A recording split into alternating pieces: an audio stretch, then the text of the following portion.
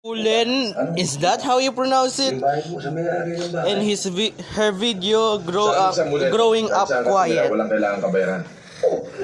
It's the very first video and it's been 8 days. That's so random. I will rate this in later. But for now, what the hell? It's almost a week ago. Wait. Oh. Tomorrow, yesterday is my birthday. What the hell? Yep. Math ain't matting. June 1st? How's this June 1st? Yesterday is June 9. Advance 2 months deposit, 7.5. You know what? Akala ko ba sandali lang sila? Bakit 3 buwan yun? Depende kung gusto nilang tumira dito. I hope that this woman doesn't have AK-47 in her backpack. I wasn't really quiet as a kid. I was just shy, but I was still friendly. I had 2 friends who were cousins, and they were really extra. Wait a second. I will do something.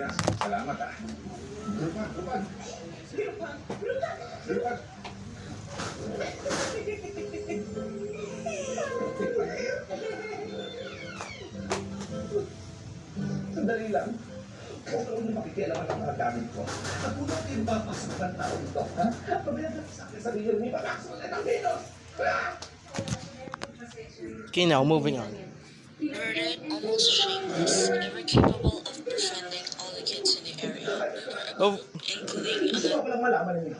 Remember, kids, do not mess with the quiet kid. Okay. Their kid, who I'd say was nicer than them. So there were 4 of us. We played with the other kids as well, like my siblings' friends and others. If I were Thankfully, nobody annoys you to that game. Do not pull up your Glock or Desert Eagle. to remember how I was treated, they were definitely the kind of people who would laugh at me for anything. Obviously. No! No! No! No! No! No! No! No! No! No! No! No! No! No! No! Ain't no way! Ain't no way you... No! I saw it as a negative thing, like making fun of me, and that really As much as memes super showing by... Oh my god, no. crushed my confidence. It wasn't just them who made me feel like that, but my school too. I just had this instinct that I should be quiet because teachers have expressed how angry they get when kids get loud. I didn't Yeah. want teachers yelling at me because that shit's embarrassing, and I cannot handle all that attention. Not only that I didn't want teachers shouting at me, I also never wanted to answer a question. Remember, kids, do not... do not mess with this woman. I've had plenty of classmates who got made fun of What? or humiliated. At least there's no quiet clown. There's no class clown. You will... Is there class clown? I don't know. For being one, no matter how many teachers have scolded everyone not to laugh, people still do it. So What? honestly, because of that, I never You're fixing your brain to not be a class clown. raised my hand, but I still get called on. Every time that happened, I could feel my face get hot and I turn red. Even worse when a It's the exact opposite of quiet kid. For those of you. classmate would point it out, That's- and everyone turns No. That's the part of being class clown. Be exact opposite of quiet kids. their head to look at me. My teachers also loved giving us individual tasks and require us to stand in front of the class and present our work. Every time I look at my classmates, I just know they're saying something in their head, judging me or laughing at me, and that was a lot of bad core memories. But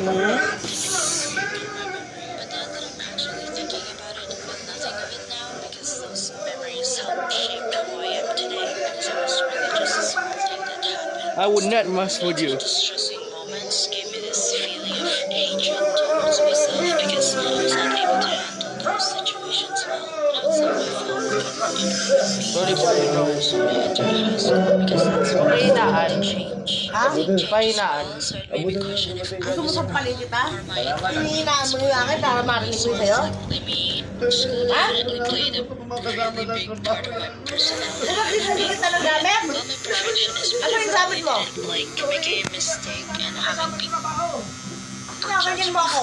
you know, using different Karen! talking in Binili kita ng gamit, di ba? Kunin mo! Pwede mo Bigay nung Makakuha ka sa tingin, ha? Ano nga lang. Alam ko na kung saan kayo pasok. Talaga. Pero bago yun talaga. Yan, para sa inyo. Sus ka! Kaya tinatayo ko. Ay, hindi mo kilala ako. Kapatid mo lang ako, ha? Maingay Ha? kayo. Katulong niyo lang ako? Okay ba tayo? Ha? Okay na okay. Lagi na. Oh, eto na yung order. Katulong niyo lang ako? Ha, Saren? Kusayan mo, ha? Naku, ayoko mapaya kayo Mr. Robinson. Dati ako binibigay ko sa'yo, eh. Dapat sa'yo yun, eh. Thank you so much for accommodating my family. Tapos kakanyanin mo ako? Very, very Ano, Saren? Ang lakas ng sa'yo. O, ano pakialam mo? Bisita kay Angelina mo kusinero. Pwede pakatawanan mo. Teng! Teng! Kunekta mo yan dito. Kaya rin ba rin ang game dyan? Kaya kain niya. Pangatawa na.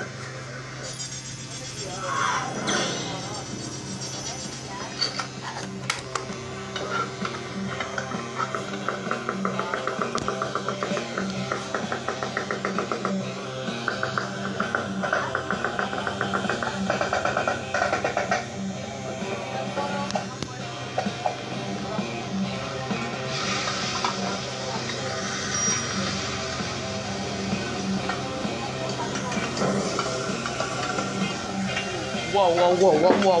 What the hell? Be careful when you talk. When you talk. Hindi ako mapapaya. Sige. Yeah. Oh, yan na. No No. memes. No memes. Matitikman niya yan, baby. I'll tell you, magagawan kayo ng sarili. Good. By the way, I'm gonna rate this by Hagiman. rarity. Sigurado ka ba sa mga lasa niyan? Eh, hindi ko rin alam. Patay tayo. Rarity. Buti ko, Mexico tayo. There's reason why it should rare or it's rare or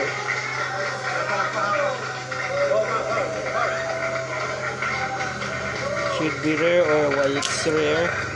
Sinasabi ko sa'yo, mahusay ka magluto. Eh, kaya-kaya mo, sisiw. Hired ka na daw dito. Magsistay ka na for dinner at magsistay ka na for good. Ayos! And difficulty to remember. Meron na? Tunog? Opo. Hinaan mo lang, ha? Opo. Difficulty to remember. Ano ba? Palagi na lang naghihintay ang babae sa asawa? Ewan ko. Kasi si Enteng sa bahay lang nagtatrabaho. So hindi kami nagkakalayo. Pasensya na ha, Faye. Napalayo tuloy sa'yo si Enteng dahil sa pagtulong sa asawa ko. What? Hindi. Okay lang yun. Maybe they can comprehend. Kasi ako, very ma-epal yung Speedrunner babae mo. ng asawa natin. Ano yung epal? Papansin? Kaasar? What? Kaasar? Kakainis?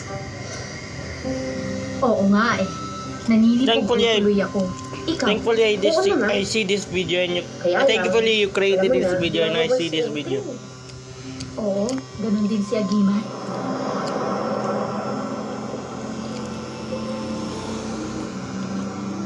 Parang ang lalim naman yata iniisip mo, okay man. Alam mo tayo, parang mahika yung pagkakaluto. You live in different countries? Parang parang, mahika talaga. Sa tansya ko, misis ko pa may kang gawan. Pero di ba, ang importante, may maganda ka ng trabaho. Hanggang,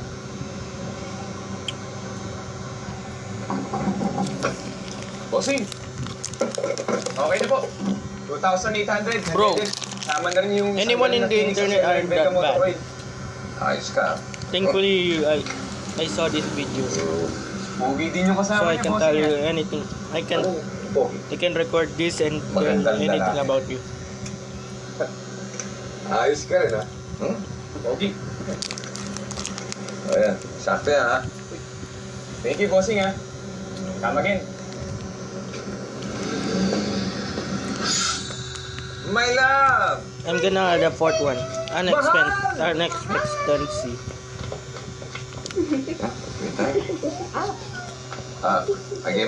Agimat. Tuloy na kami. Baka may gagawin pa kayo eh. Sige, salamat, Enteng. May gagawin na rin kami. Bye! Ay!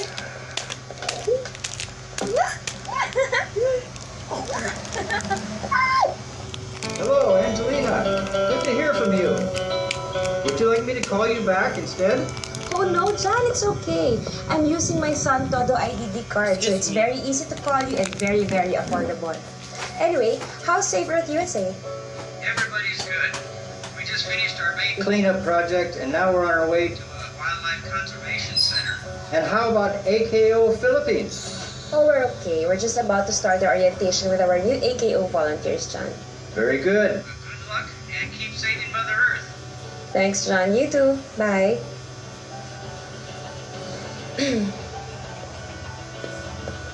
Ang haba ng overseas chikahan na mayaman. Ano ka ba? Hindi, no? As low as 2 pesos per minute lang ang call sa San Todo IDD. Ganun? Kaya ang mura lang. Tapos, ang bilis pa tumawag sa abroad. Ang taray. Patawag na. Hindi. Kasi mag-orientation na tayo. Halika na. Dami pang gusto tawag. Hindi.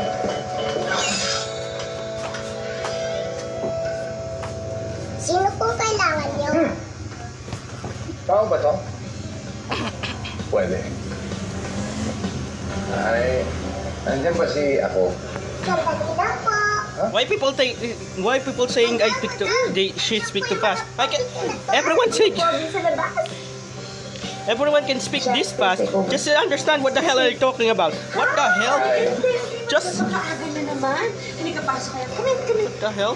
Maybe Have a maybe seat. those people don't. Angelina, Don't have that fast comprehension kaya time. kami naparito. Just train yourself. Hindi ko humingi ng Just train pabalik. yourself. Come on. Hindi na ako makakabalik to sa restaurant. Huh? Bakit? Ay kasi, hindi ko matanggap na tuwing uuwi ako. Malungkot na naghihintay sa akin si Sita. What? Oh, ang sweet naman. Yeah, mo na. Well, ako na ang bahala sa akin ni Annie. Just love you for you. Salamat. Ito pa na inyong mga advocacies, no? Okay, ah. What the hell? Tinutulungan namin maibalik sa dating kagandahan ng kalikasan. At ang mga tao, Hehehe. tinutulungan namin silang magtapon ng tamang pamamaraan ng basura. Okay na. Kumara ulit. Kasi mga lalaking may pagmamahal sa kalikasan. Ganyan-ganyan din ang daddy ko! Hi, daddy. Ay, kaisa mo kami sa lahat ng mga adikain ninyo, okay? Di ba, Gimat? Oh, ako pa.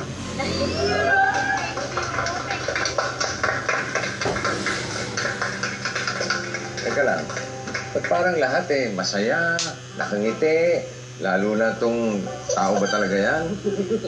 Pwera lang kay Doña Delilah. Come on, smile, fan, smile! Fan ka dyan. Che! Excuse me.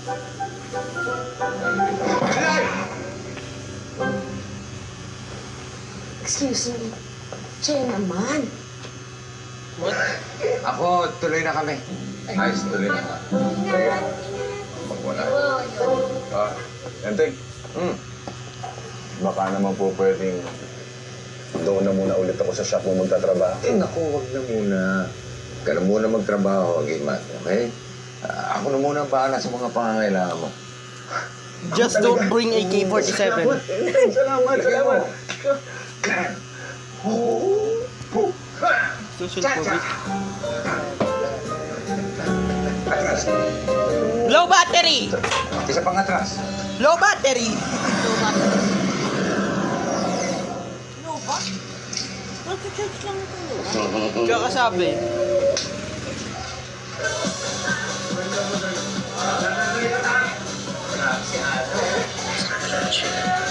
Misunderstandings are one of the most common causes of conflicts. Make sure you communicate. 2.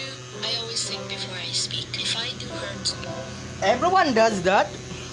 someone's feelings, it's mostly intentional. That's not something I do a lot because I'm not even confrontational. Pwede na. Maybe. Yes.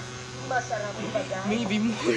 I swear, but if someone's being a little too much, you know what it is. 3. I'm a good listener. People need to take some Everybody does. thing off their chest. Iba Let me talaga ang talk to me. pagmamahala ng Tell me pamilya mo everything you eh. want to share, even Ang if it's saya-saya talaga useless dito sa information. Sure, it may seem that it's a benefit for them more than it's mostly intention. People need to take something off their chest. Let me talk to me. Tell me everything you want to share, even if it's useless information. Sure, it may seem that it's a benefit.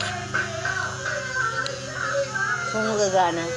Ay, sama mo dyan, sama mo dyan. Ano niya? Speaking of saya, bakit hindi tayo For them more than it is for me, but this is probably just me, but I'm Marami nag-o-order doon. Hindi doon.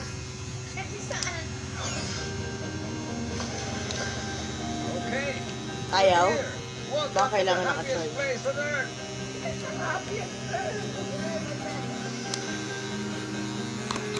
Charge mo muna, baka masama sa utak ko. Nakakabit. No.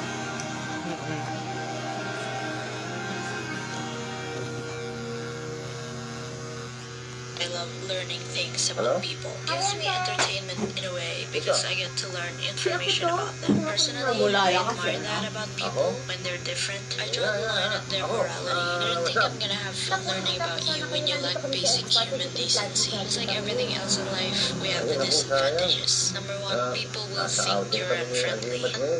Unless you don't give a shit about what other people think.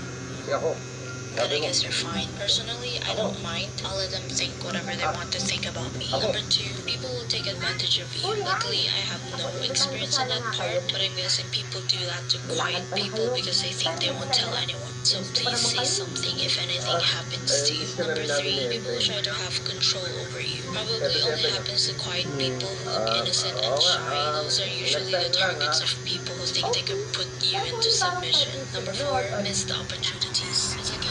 Luckily, I have no experience in that part. People think you're unfriendly. Unless you don't give a shit about what other people think, then I guess you're fine. Personally, I don't mind. I'll let them think whatever they want to think about me. Number 2, people will take advantage of you. Luckily, I have no experience in that part, but I'm guessing people do that to quiet people because they think they won't tell anyone. So please say something if anything happens to you. Number 3, people will try to have control over you. Probably only happens to quiet people who look innocent and shy. Those are usually the targets of people who think they can put you into submission. Number 4, missed opportunities. It's a kind of event for quiet people. I have nothing to say about this. Number 5, being misunderstood. I don't want to sound like a piece of shit, but most of the time it's going to be your fault if that happens. Yeah. Let's not forget that people can't read minds, so please voice out your feelings if you can't take it anymore. I can't really think of anything else that I personally struggle with, but I'm sure other people can. So Well, if you just learn random.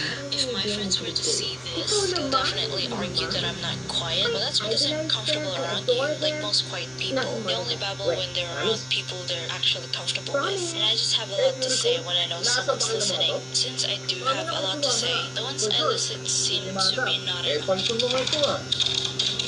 Wow, thanks. Pressures to be more outgoing. I do have experiences like that. For example, my sibling and I were forced, asked to come with our grandmother who wanted to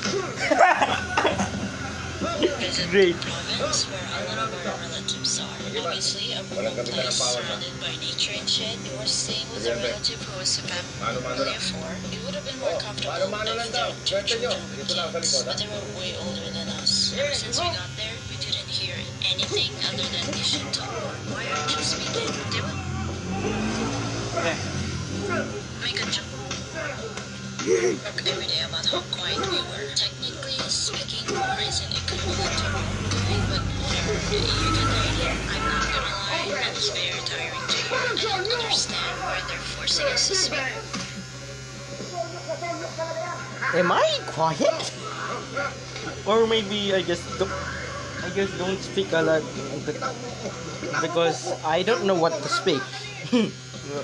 I don't know what to talk about, I'm but not even I like to talk. comfortable, and most importantly, I have nothing to say. Just because we are relatives doesn't mean we're obligated to tell you about our lives. I was forced here during summer. I miss the Wi-Fi. Chaos. Despite being surrounded by trees, I just want to be alone in a room. Doesn't have to be mine, as long as it's a room and I'm by myself, that's okay.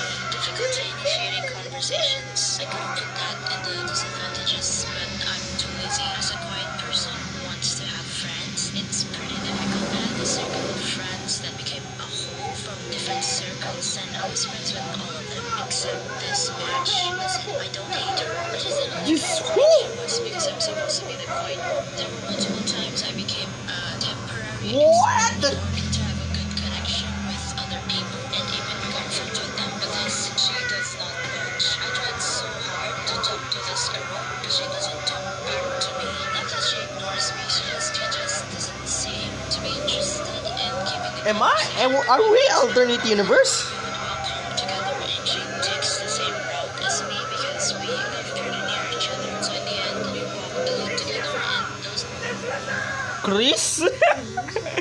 moments were the most awkward shit ever. Mind you, neither of us can take a different route without either of us thinking that we don't like each other because that's gonna spark an issue. Every time we walked home, I would try so hard to start a conversation with her, but I actually only did that very few times because I just gave up. So obviously, the reason Because you also. why those moments were so freaking awkward is because we would walk together in silence. The only time we would speak to each other is when we part ways, say bye to each other and laugh it off because we're so awkward. But truly, I was dying on the inside, feeling ignored. I had a problem with that in my early high school days only. In 7th grade, I was very distant from my classmates and I had no friends. One day, I saw this girl alone and I invited her to come with me to the cafeteria. I can't remember, but I remember that she lit up when I asked her. When we were getting close, we had a conversation about her previous friend group because they were on trial at that time. And she said that she had a problem with this girl, so she left the group and the group then stopped existing. When she and I were getting pretty close, this girl that she had a problem May, with wanted to si Lola. again, and I thought, hey, I can be a trial. Ano daw? I was being nice because I couldn't afford Ano to yan? have a good bitch when I was already unlikable.